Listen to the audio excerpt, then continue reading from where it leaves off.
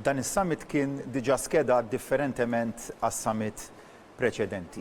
Bħala ir-rwol tal-Unjoni Ewropea, primarjament kienet l-Unjoni Ewropea li għamlet sanzjonijiet li huma effettivi. Imma mbagħad nemmen ukoll fir-rwol tal-blokk għall-istabbiliment tal-paċi. U dak kien ukoll wieħed mill-messaġġi ewlenin li jiena għaddejt fil-Kunsill l-importanza illi nisħu fuq l-element tal-paċi. Nifhem li bħalissa s-sitwazzjoni hija waħda ta' tensjoni, il-konflitt huwa wieħed diffiċli, imma nemmen ukoll li rridu nibqgħu nagħmlu dak kollu possibbli biex naslu għal paċi. L-istess ħaġa li għamilna waqt pandemija. Dejjem ħdimna biex niżguraw il-provvista hekk se nibqgħu nagħmlu. Il-provvista tal-materja prima u tal-prodotti li huma essenzjali se tibqa' waħda salvagwardjata.